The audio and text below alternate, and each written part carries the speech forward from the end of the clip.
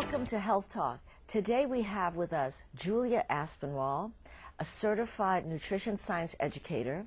Our topic is reduce obesity and the raw food diet.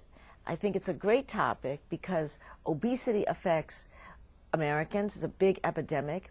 67% of Americans are overweight, 30% are considered obese, and there's 5% morbidly obese.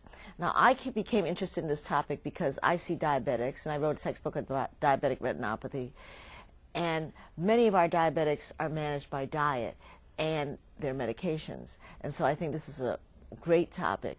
How did you come into the raw food diet?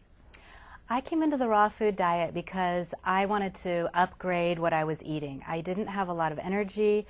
I just didn't feel good all the time, and I had heard about it, and it really made sense to me. Eating fresh, healthy food and food that has all the fiber, all the water, has the enzymes in it, has all the vitamins that are destroyed by heat. It's an amazing diet, and it supports health on many levels. Now, tell us a little bit about what would you do for like a normal smoothie for the morning or breakfast? What would you do? That's a great question. And in fact, I start my morning every day with about 6 to 8 cups of smoothie. That's a lot, but I'm pretty hardcore. The average person, if they had 3 or 4 cups, that would be a great start to the day. A green smoothie is fruit.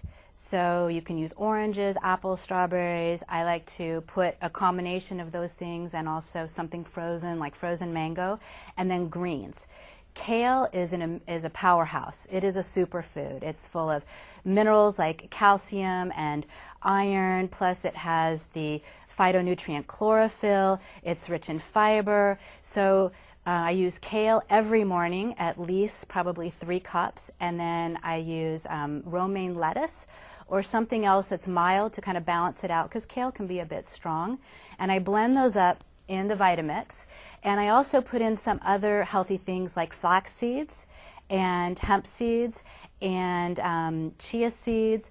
So there are additional things that I put in there that really boost the nutrition and also make it more filling, and that's how I start my day. Now, let's say we're just starting afresh, a new person, to introduce them to the raw food diet, and they don't want to buy the seeds yet. And what would you then recommend?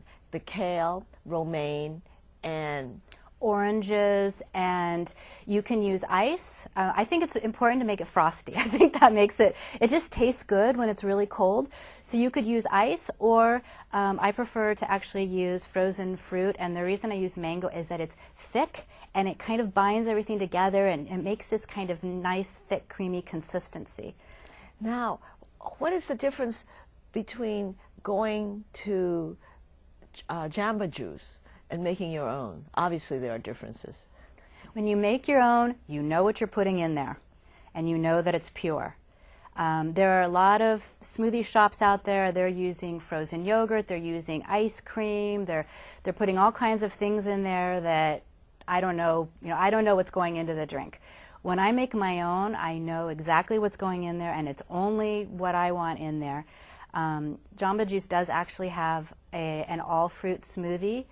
And so occasionally, if I'm out, I might stop there, and then I also get wheatgrass juice, which I know that's a bit hardcore for some people. But I have them mix it in the mango smoothie, and then it really neutralizes the taste, but I get the benefit of that green juice in there. So I'm always looking to balance the sugars from the fruit with the green, so that it's not too much sugar for the system, plus the greens are where our minerals and other amazing phytonutrients and antioxidants are. So greens they're really superfoods. So I have a confession. This is my Vitamix, and I really like it myself. And so when I began this, and I don't know as much as Julia, I tell my diabetics to use this, something like this. This happens to have a lot of horsepower, 4 horsepower, right? 2 horsepower. It can drive your car. And it's better than the regular, because you need something like minimum 850 watts to really get this to use.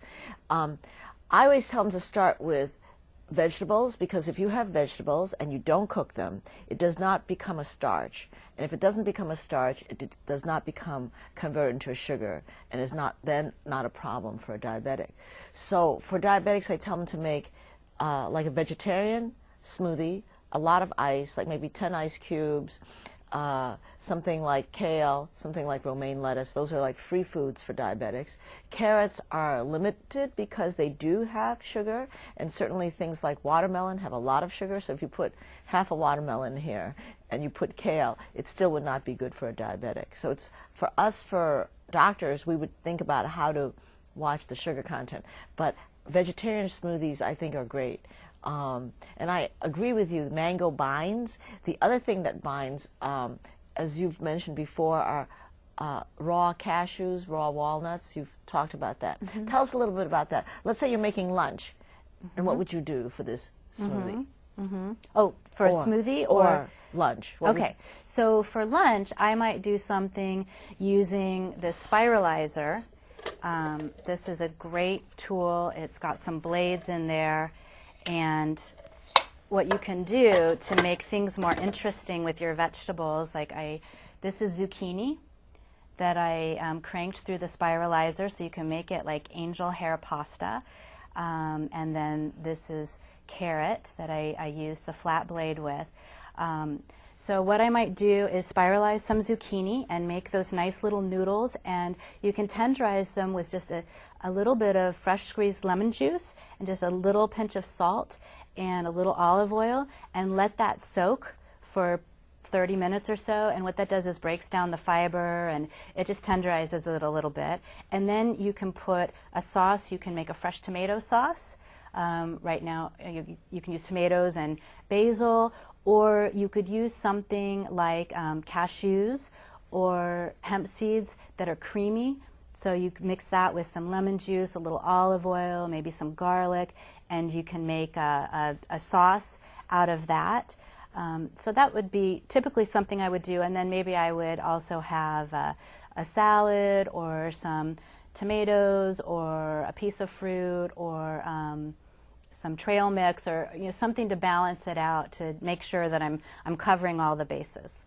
Now, you brought us this machine here, and it's Excalibur food dehydrator. Now tell us a little bit about it. It has trays like this.